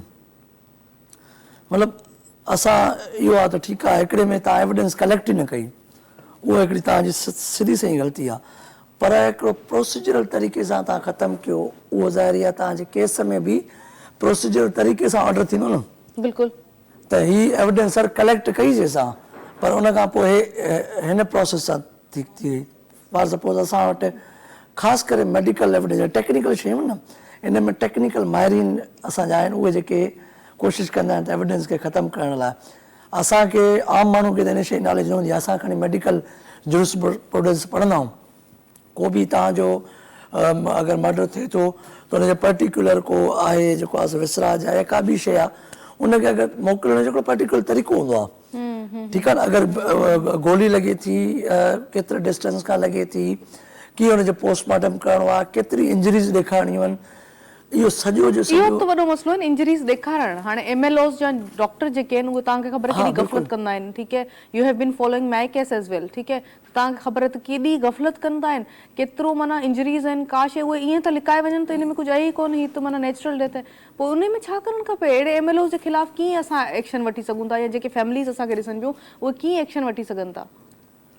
मैडम इहो तमामु हिकिड़ो शॉकिंग आहे त हिकिड़ो माण्हू जंहिंजो जेके बुलेट लॻे, जेके लॻे थी, जेको आहे बुलेट लॻे थी, या जेको असां वटि हाणे मेडिकल साइंस स्ट्रॉन्ग थी वई आहे न, असां तव्हां सम्झी सघूं था, पर हीअ अञा नथा सम्झनि उन्हनि शयुनि खे। त बाबा मां अगरि कोई कुर्सी तां हेठि किरी थो पवां त उनजो हिकिड़ी इंजरी टाइप अलॻि हूंदी आहे। ऐं हुन खां अलावा जेकॾहिं को कंहिं शइ सां का शइ लॻे थी ज़ोर सां, तव्हां हुन में शइ लिखो था त बाबा का इंजरी आहे ई कोन, माना अॻिलो माण्हू तव्हां ज़ाहिरी आहे हिन शइ खे। मां हिनखे चवंदो आहियां त हिननि जे ख़िलाफ़ कानूनी कार्रवाई थियणु खपे। जेके डॉक्टर कंहिंजो खून छा करे सघिजे थो, माना कहिड़ी कानूनी कार्रवाई करे सघिजे थी, तव्हां ॿुधायो? कानूनी कार्रवाई हिन खिलाफ़ 22 FIR थियणु खपे, 22 जी दरख़्वास्त दाख़िल करणु खपे। इहो ॾिसो न, तव्हांजी क्रिमिनल नेग्लिजेंसी आहे, तव्हांजो पार्ट ताईं ओमिशन आहे, तव्हांजो हिकिड़ो पेपर हिकिड़ो वॾो एविडेंस आहे, तव्हां उहो ई लिकाए था वञो। इन ते ॻाल्हायूं था, ब्रेक जो टाइम थियो नाज़रीन, सफ़ा नंढो ब्रेक आहे। Stay tuned, will be right back.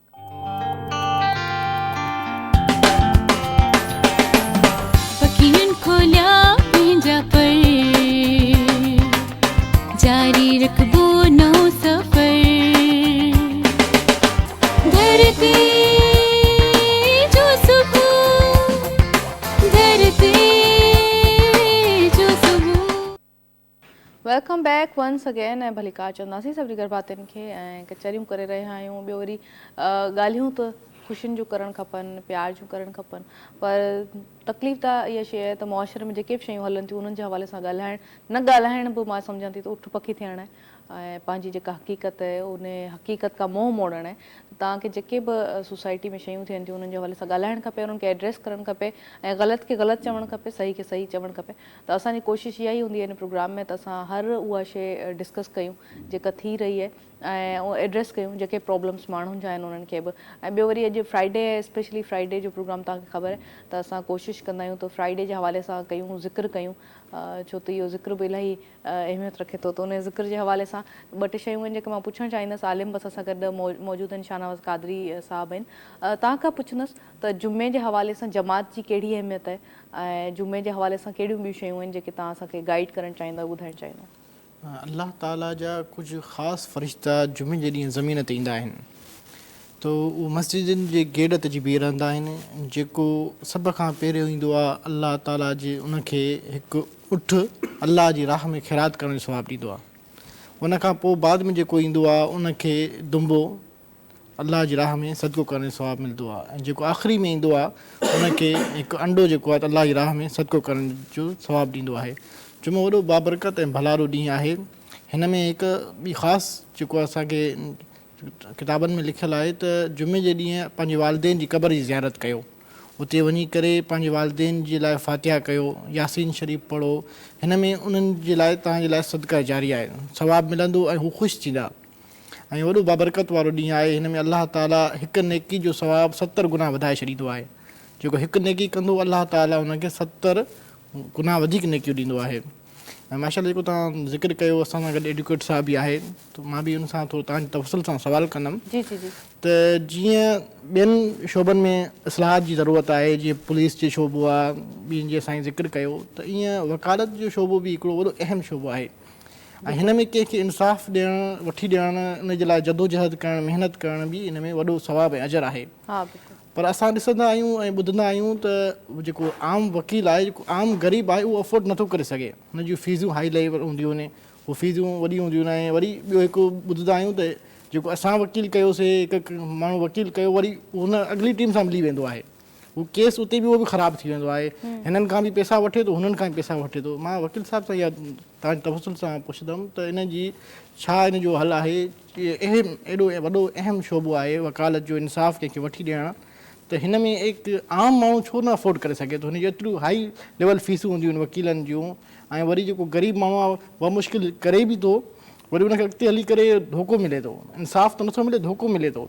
हू हिन कोशिशि में हूंदो आहे त मूंखे वकील साहिबु इंसाफ़ वठी ॾींदो पर हुनखे पेशियूं कराईंदे आख़िरि में एंड हुन वटि पैसा ख़तमु थी वेंदा आहिनि केस हुननि जे फ़ाइदे में मिली वेंदो हुननि जी अॻिली टीम खे वकील साहिबु इन्हनि जे बारे में तव्हां ॿुधायो त छा हाल आहे इन जो सर असल में इहे जेके बैड प्रैक्टिसिस आहिनि इन्हनि लाइ असांजी बार काउंसिल सेवरल एफआईआरूं करे चुकी आहे इहे जेके बि तक़रीबन प्रैक्टिस थियनि था जेके तव्हांजे बकौल पैसा वठनि था ऐं पार्टी सां नथा कनि असांजो तक़रीबन बार काउंसिल जो जेको रोल एक्टिव रहियो आहे हुन में तव्हां ॾिसो असां वटि अहिड़ियूं बि हाणे जेको आहे वेरियस टाइप जी NGOs ठहियूं आहिनि जेके जेल में वञी करे वकालतनामा साइन करे फ्री ऑफ कॉस्ट केस हलाइनि थी पई मतिलबु अगरि उहो जेल वारो अप्रोच नथो करे त असां वञूं था हुननि जे पर त बाबा तव्हांखे घणो टाइम थियो आहे त जेल में 6 महीना थिया आहिनि तव्हां पंहिंजो असांखे पावर जो असां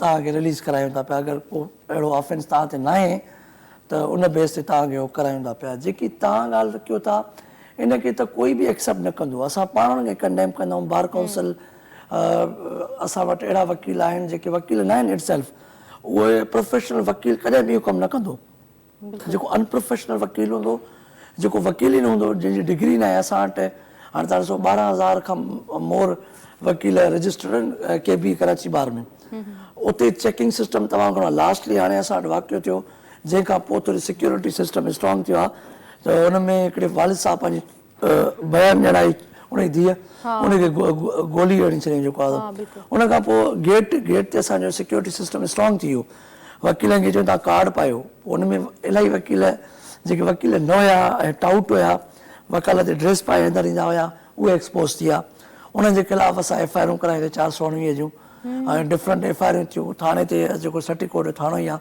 उते असां रिपोर्ट कयासीं जेको प्रोफेशनल वकालत में अचे थो, जेको प्रोफेशनल वकील आहे, उनजी कोशिशि रहंदी त पंहिंजे क्लाइंट खे वधि खां वधि रिलीफ वठी ॾिए, वधि खां वधि जेको आहे सो इंसाफ़ वठी ॾिए। बाक़ी ही जेके प्रैक्टिस असां कंडे त उहे कयूं था पिया, पर इहा प्रैक्टिस ठीक बि न आहे जेको आहे। हाँ, ऐं ॿी ॻाल्हि त गवर्नमेंट जा वकील हुजणु खपनि न। ज़फ़र, गवर्नमेंट जा वकील हूंदा आहिनि जेके आम ग़रीब माण्हुनि जे लाइ विड़ी सघनि। गवर्नमेंट जा हूंदा आहिनि वकील जेके आम ग़रीब माण्हुनि जे लाइ फ्री ऑफ कॉस्ट विड़ी सघनि। जी जी, असल में मां तव्हांखे ॿुधायां त अहिड़ा माण्हू जेके असां वटि अचनि था पिया, या अहिड़ा माण्हू जेके पार्टी सां जेको आहे सो इन टाइप जो जेको साईं ॻाल्हायो, इन टाइप जो जेको सलूक कनि था पिया, उहो कराची में तक़रीबन टाउटिज़म तमामु घणो थी वियो। जेका असांजी प्रीवियस ॿार हुई या हिन खां अॻु में जेके ॿार हुआ, उन्हनि बि तमामु घणो एक्शन वरितो आहे हिन जे ख़िलाफ़ु। एक्शन वरितो आहे, हुन खां अलावा हिन जे ख़िलाफ़ु FIR करायूं आहिनि, इन जी एंट्री बैन कराई आहे कोर्टनि में।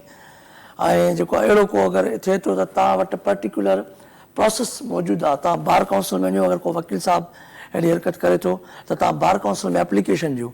उन ते बाक़ाइदे असांजी कमेटी वेंदी आहे, सिंध बार काउंसिल आहे असांजी, जेका वकीलनि जी जेके शिकायतूं आहिनि उन्हनि खे एड्रेसिस करण लाइ, जेके पार्टी जूं शिकायतूं आहिनि उन्हनि खे एड्रेसिस करण लाइ उहे वेठा आहिनि। जेको आहे सो तव्हांखे का बि शिकायत आहे असां मां, त उते तव्हां रजिस्टर कराए सघो था, उते इंसाफ़ बि थींदो आहे, उते हर शइ थींदी आहे। हर कोई अकाउंटेबल लॉ आहे। असां जेकॾहिं कस्टोडियन ऑफ लॉ आहियूं त इन जो मतिलबु इहो थोरी त असां लॉ खे ब्रेक करण वारा थियूं। लॉ फॉर ऑल आहे, सभिनी लाइ लॉ आहे। असां त जेको कमु असां कंदा आहियूं त उहो त तमामु घणी एहतियात तौरु कंदा आहियूं त किथे को लॉ जी का ग़लती नथी थिए या अहिड़ी का शइ त नथी थिए। त इहे शयूं तव्हां रिप्रेज़ेंटेटिव आहियो न, त तव्हां त अञा वधीक ख़्यालु रखंदा हूंदव। इहा सही ॻाल्हि आहे तव्हांजी। ऐं असां लॉ जे हवाले सां ॻाल्हायूं पिया नाज़रीन, पर मां चाहियां पई हिकिड़ी नात बि ॿुधूं, पोइ गुफ़्तगू खे अॻिते वधाईंदासीं। कहिड़ी नात ॿुधाईंदा वासिद हाणे? बहुत हर नात खूबसूरत होती है अल्हम्दुलिल्लाह, लेकिन ये शब मेराज का भी महीना है, तो उस हवाले से मैं कलाम पेश कर रहा हूँ। जी जी, बिस्मिल्लाह। कि खुदा की अज़मतें क्या है, मोहम्मद मुस्तफ़ा जाने।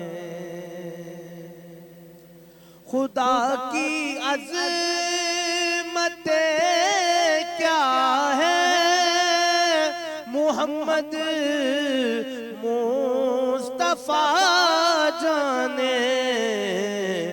मकाम मुस्तफ़ा क्या है, मोहम्मद का खुदा जाने।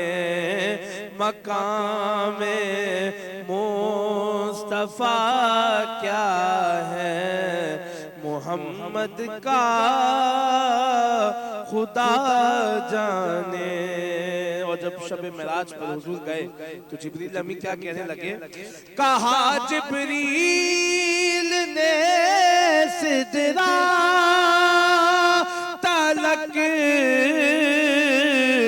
मेरी रसाई है। कहा जिब्रील ने सिदरा तलक मेरी रसाई है कितनी मंजिलें आगे, है कितनी मंजिलें आगे। नबी जाने खुदा जाने, मकाम मुस्तफ़ा क्या है, मोहम्मद का खुदा जाने। मेरी माटी मदीने पाक की राह में बिछा देना, कहाँ ले जाएगी इसको मदीने की हवा जाने। मकाम मुस्तफ़ा क्या है, मोहम्मद का खुदा जाने। अल्लाह सुभान अल्लाह, सची ॻाल्हि आहे। नबी करीम सल्लल्लाहु अलैहि वसल्लम जो मक़ाम मुबारक जेको आहे उहो ख़ुदा जी ज़ात ई ॼाणे थी ऐं असां ते इहो वॾो अजरु वॾो मां चवां त वॾो अलाह साईं जो अहसान त उन असांखे उम्मत मोहम्मदिया मां ख़ल्क़ कयो ऐं असां सभिनी जी जेका रिस्पॉन्सिबिलिटी आहे उहा अञा वधी थी वञे जॾहिं असां इहो बसि अहसासु थोरो असांखे थींदो आहे न त असां उन उम्मत मां आहियूं त अञा वधीक असांजो जेका ज़िमेदारी उहा वधी वेंदी आहे इंसानियत जे हवाले सां हुकूकुल इबाद जे हवाले सां ऐं जनरली असां जेको बि ज़िंदगी जो पर्सपेक्टिव ॾिसूं उन में असांजी ज़िमेदारी वधी वेंदी आहे पर असां उहे ज़िमेदारियूं शायदि अॼुकल्ह अदा न पिया कयूं या किथे किथे असांखां कोताहियूं रहिजी थियूं वञनि त अहिड़ा भयानक वाक़ियात तव्हां ॾिसो एवरी डे सोशल मीडिया खां वठी इलेक्ट्रॉनिक मीडिया खां वठी तव्हां न्यूज़ पेपर्स तव्हां हर जॻह ते ॾिसो त एतिरा भयानक वाक़िया अहिड़ियूं शयूं थी रहियूं आहिनि फैमिलीज़ में इवन प्रोटेक्टर बिकम एनिमी जीअं फादर जी ॻाल्हि कई ज़फ़र त फादर धीउ खे गोली हई ऐं हस्बैंड ज़ाल खे क़तल था करे छॾनि केतिरा केस कुरतुलैन जो केस अलाए केतिरा केस असांजे साम्हूं एवरी डे अचनि था एवरी डे मां पाण बि ॾिसंदी आहियां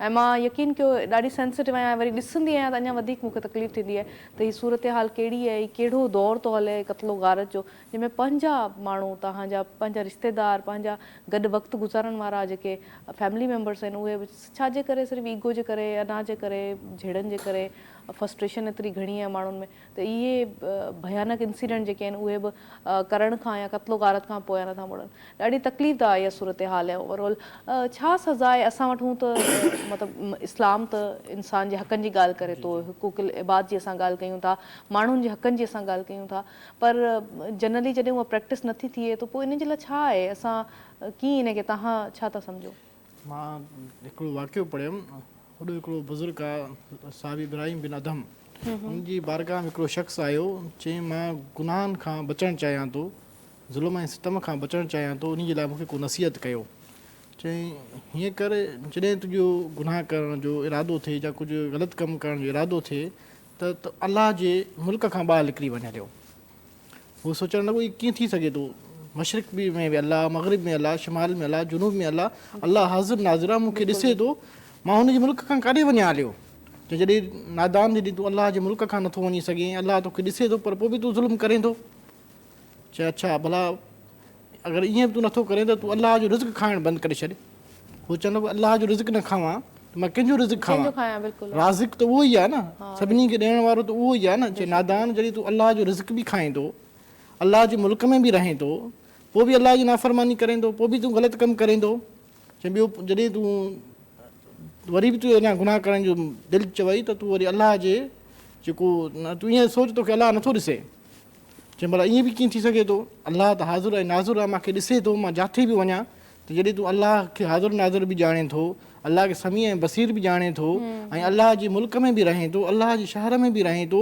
ऐं तोखे ख़बर बि आहे तोखे मरणो बि आहे हिन दुनिया खां लॾाइणो बि करिणो आहे तोखे पोइ हिकु ॾींहुं हिन दुनिया खे छॾे बि वेंदे पर पोइ बि तूं ज़ुल्म ऐं सुतम ऐं जेको आहे त गुनाह करे रहियो आहीं अगरि इंसानु इहो सोचे त मूंखे हिन दुनिया खां वञिणो आहे हिसाबु किताबु ॾियणो आहे अॼु न सुभाणे अलाह जी बारगाह में पेश थियणो आहे नबी करीम सल्लल्लाहु अलैहि वसल्लम जी बारगाह में पेश थियणो आहे त इंसानु जॾहिं इहो सोचींदो त पोइ इंसानु ज़ुल्म ऐं सितम खां रुकिजी वेंदो पर इंसानु गाफ़िल आहे इंसानु नथो सोचे इंसानु चए थो बसि हीअ दुनिया सभु कुझु आहे तव्हांखे ॿुधायूं असां उहे माण्हू ॾिठासीं जेका वक़्त जा वॾा वॾा ज़ालिम हुया जाबिर हुया पर जेको हुनजो अंजाम थियो अलाह जी अमान उन्हनि खे दुनिया में बि सज़ा मिली उन्हनि खे आख़िरत में बि सज़ा मिली बिल्कुलु ॿियनि जो हक़ खाइण वारा माण्हू उहे माण्हू जेके हक़ कंहिंजो आहे उहो मौला अली अलैहिस्सलाम जा एतिरा फ़रमान आहिनि त यतीम जो हक़ खाइण वारा उन्हनि सां छा हशर थींदो ऐं आम माण्हू जेके मिसकीन आहिनि सॼी ज़िंदगी जी जमा पूंजी गॾु करे कुझु घर जोड़ींदा आहिनि का प्रॉपर्टी जोड़ींदा आहिनि उन ते वरी कब्ज़ा थी वेंदा आहिनि इहा बि आम सूरत हाल आहे कब्ज़ा माफ़िया ते असां ॻाल्हाए रहिया आहियूं जेको कराची में इलाही आम आहे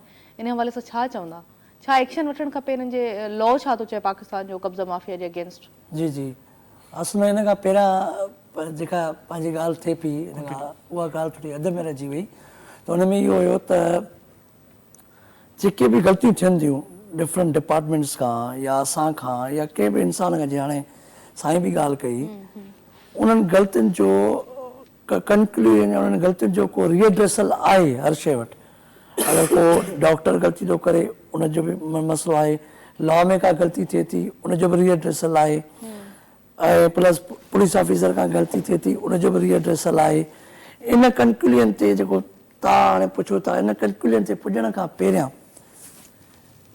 इहो पूरो जेको असां वटि प्रोसेस आहे इन खे बि एडॉप्ट करण खां पहिरियां अगरि हर कोई माण्हू इहो सोचे त मूंखे जवाब जे किथे थियणो आहे त हीउ जेको सिस्टम आहे न असांजो ग़लतियुनि वारो, अलाह साईं पहिरीं ग़लती ॿी ग़लती इन इशू न आहे, ग़लती थी हुन खां पोइ अहसासु थिए, ग़लती थी हुन खां पोइ रिड्रेसल थिए, उहो कहिड़ी बि लेवल ते हुजे, उहो लॉ लेवल ते हुजे, इन्वेस्टिगेशन लेवल ते हुजे, ट्रायल लेवल ते हुजे, आम माण्हू जी ज़िंदगी जो हुजे, सोशल लाइफ हुजे, उनखे जेकॾहिं इहो हिकिड़ो आहे छो जो हिन जी मौजूदगी में इहो बि हिकिड़ो असां फैक्ट कयूं त जेकॾहिं अलाह जो ख़ौफ़ आहे न इंसान में त पोइ हीअ जेके मर्डर ज़ाया था थियनि, हीअ जेके डॉक्टरनि खां ग़लतियूं थियूं थियनि, MLA खां ग़लतियूं थियूं थियनि, ॿियनि खां था थियनि, उहे सोचियूं वेठा आहिनि त असां खे मथे हलणो ई न, असां ई ख़ुदा आहियूं, ज़मीनी ख़ुदा असां आहियूं। कहिड़ा हिननि खां वॾा वॾा फिरौन शदाद जहिड़ा हलिया विया आहिनि। ब्रेक वठूं था नाज़रीन, सफ़ा नंढो ब्रेक आहे, ॾिसंदा रहिजो थती TV।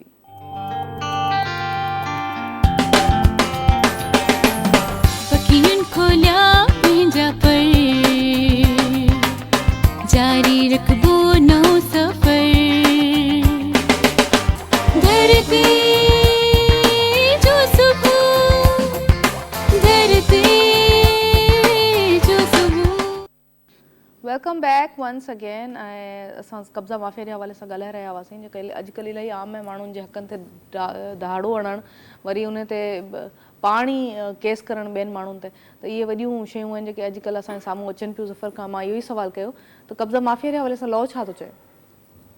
सो मैडम पंहिंजी हाणे बि डिस्कशन ड्यूरिंग हुन में थिए थी पई त असां वटि जॾहिं लॉ अचे थो हुन में बेल जो बि कॉन्सेप्ट त हाणे पंहिंजो डिस्कशन थियो त उन में इहो आहे त बेल जा 3 टाइप्स आहिनि असां वटि, ठीकु आहे न। हिकिड़ो प्री अरेस्ट बेल आहे, ॿियो पोस्ट अरेस्ट बेल आहे। प्री अरेस्ट बेल जो जेको स्कोप आहे असां वटि, उहो स्कोप असां वटि इहो आहे त इंस्टेट त मां वञी पुलिस जे खे सरेंडर कयां ऐं मुंहिंजी हुते जेका रेस्पेक्ट आहे उहा हुते मजरू थिए त मां वञी कोर्ट सरेंडर करे ऐं पंहिंजे पाण खे कोर्ट जे अॻियां सरेंडर कयां त साईं मां हिन में क्राइम में इन्वॉल्व न आहियां। जेको स्कोप आहे प्री अरेस्ट बेल जो, अगरि जेको आहे अरेस्ट थी थो वञे त उनजो प्रोसेस वरी असां वटि असां पोस्ट अरेस्ट बेल 497 जे तहत असां कोर्ट में दाख़िल कंदा आहियूं। ऐं लास्ट इहो क्वेश्चन बि इहो ई थियो, मां थोरो सम्झी न सघी हुयुमि, चयो जी जी। सो बेल बिफोर अरेस्ट असां वटि पर्टिकुलर लॉ आहे, जेको बि ऑफेंस थींदो आहे उन में अगरि कोई बि पुलिस अरेस्ट नथी करे जंहिंखे, अगरि हुनखे ख़बर पइजी त मुंहिंजे ख़िलाफ़ु FIR आहे त हू मां इज़तदार शहरी आहियां, पोइ कोर्ट वञी हुते सरेंडर कंदो आहे, श्योरिटी प्रोड्यूस कंदो आहे ऐं कोर्ट हुनखे प्री अरेस्ट बेल ॾींदी आहे subject to the confirmation. Confirmation ते पोइ डेट लॻंदी आहे, हुन डेट ते असां बेल हुन कंफर्मेशन थींदी आहे, पोइ हू जॉइनिंग कंदो आहे ट्रायल खे वञी, जेको आहे इहो आहे प्री अरेस्ट जो जेको आहे स्कोप। सही सही सही सही। तव्हां सवाल इहो ई कयो, बेल जे हवाले सां कयो हुयो। असां सवाल इहो कयोसीं त स्टेट क्राइम कराची में आम थी रहियो आहे, जॾहिं हू क्रिमिनल पकड़ंदो आहे त उन खां जॾहिं तस्वीर थींदी आहे त हू अॻु में ई 2-3 बेल उन केस हुन ते हलनि पिया ऐं अॻु में हू बेल ते हूंदो आहे। हाई फाई क्रिमिनल बि अहिड़ा आहिनि जेका बेल ते आहिनि, त पोइ इन जो इहो वकील साहब बि केस विढ़ंदा आहिनि बग़ैर वकालत जे, त उहो ॿाहिरि न ईंदो आहे न। त इन जो छा आहे त अॻु में ई उहो क्रिमिनल आहे, हुनजी जेको आहे त पोयां ई ख़राबु आहे, पोइ बि इन जी वकालत वकील माण्हू जल्दी उनजी बेल कराए छो उनखे ॿाहिरि आणनि था, इहो सुवालु आहे असांजो। बेल जो छा स्कोप था पुछो? जी जी, मतिलबु क्रिमिनल माण्हू आहे, अॻु में ई हुन ते 2 केस हलनि था, वरी हू बेल ते ॿाहिरि अची वरी क्रिमिनल एक्टिविटीज़ में शुरू थी थो वञे। साईं ॾिसो, जॾहिं बि अहिड़ो को ऑफेंस थिए थो न, उन में सिर्फ़ु ऐं सिर्फ़ु कोर्ट जो किरदारु न हूंदो आहे। इहो जेको क्राइम ऑफेंस स्टार्ट थिए थो, इहो रजिस्ट्रेशन ऑफ FIR खां शुरू थो थिए। उन में जेके सेक्शन अट्रैक्ट कनि था, उहा पुलिस, तव्हां जेका स्टोरी ॿुधाईंदा हो उन मां पुलिस उन स्टोरी मां सेक्शन अट्रैक्ट कराईंदी आहे। हाणे उन सेक्शन में के असां वटि छो जो कानून ठाहियो आहे तव्हांजो लेजिस्लेटिव, उन में जेके के हूंदा आहिनि बेलेबल ऑफेंस, के हूंदा आहिनि non bailable offence. Non bailable offence में कोर्ट जेको आहे so subject to the argument, अगरि के क्रियस केस लाज़ आहिनि या तव्हांजी FIR में लेकुनाज़ आहिनि, फॉर सपोज़ असां डिले इन FIR कराईंदा आहियूं त हुन में ऑब्वियसली हिकिड़ो लॻंदो आहे त बाबा तव्हांजो ऑफेंस थियो आहे, PS तव्हांखे पुलिस स्टेशन वेझी आहे, तव्हां पुलिस स्टेशन ते कंप्लेन छो न कई, 7 ॾींहंनि खां पोइ तव्हां FIR था करायो। त इहो हिकिड़ो पर्टिकुलरली ओपन ग्राउंड आहे बेल जो। इन खां अलावा ॿिया बि डिफरेंट असां वटि ग्राउंड बेल आहिनि। असां विटनेसिस इम्प्लीकेट न कराईंदा आहियूं FIR में। असल में माण्हुनि खे ख़बर ई कोन्हे न, आम हिकिड़े इंसान खे, आम शहरी भले केतिरो पढ़ियल लिखियल हुजे, उनखे इहे सभु शयूं न आहिनि ख़बर त FIR छा हूंदी आहे, उनमें कहिड़ियूं शयूं एड थियणु खपनि, कहिड़ियूं शयूं जेके उनजे अगेंस्ट वञी सघनि थियूं।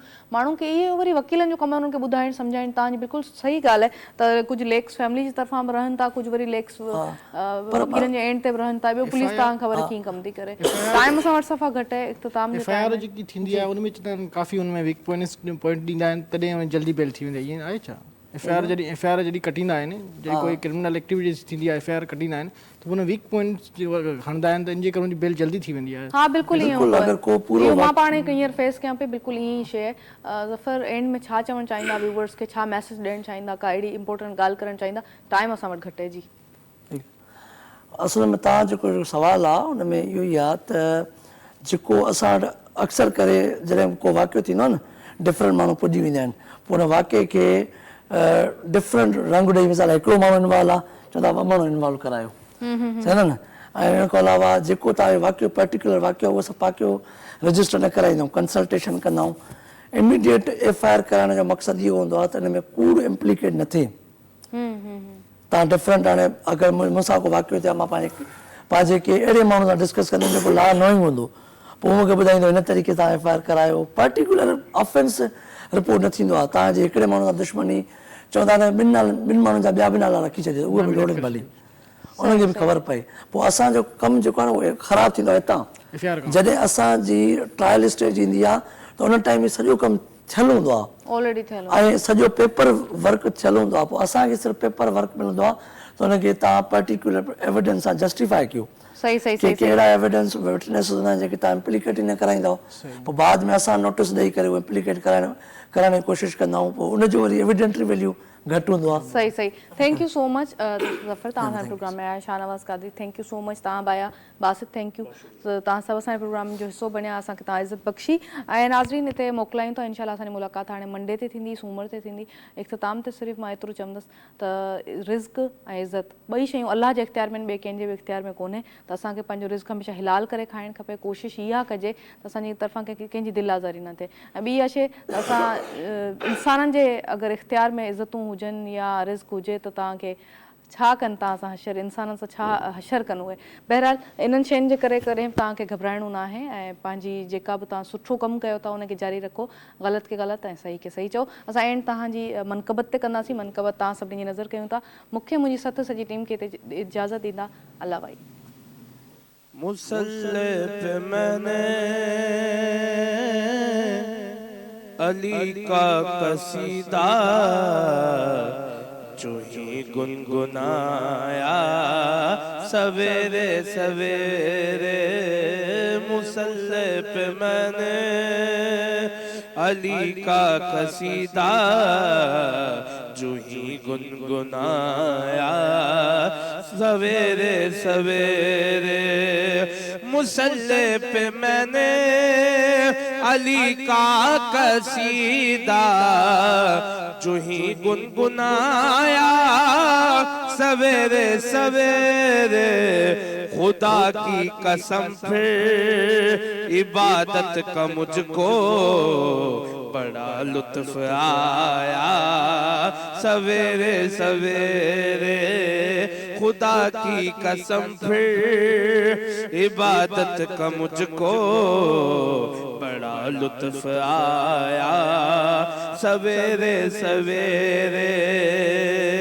और खुद हजरत खुद कैसे बने, निकल कर अंधेरों के नरगे से हुर जब दरे शाह पे आया सवेरे सवेरे। निकल कर अंधेरों के नरगे से हुर जब दरे शाह पे आया सवेरे सवेरे। तो ज़हरा के बेटे ने एक पल में उसका मुकद्दर जगाया सवेरे सवेरे। तो ज़हरा के बेटे ने ایک پل میں اس کا مقدر جگایا سویرے سویرے. اور دھرتی ٹی وی پر میں موجود ہوں. دو اشعار سندھی میں مولا غازی عباس کی شان میں.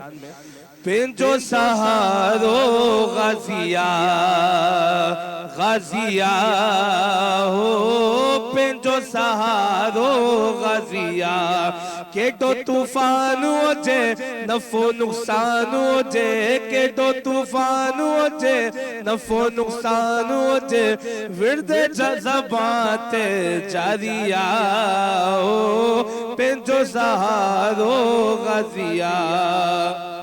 زہرا جے بچن جو غلاما انبیاء کن تا سلاما.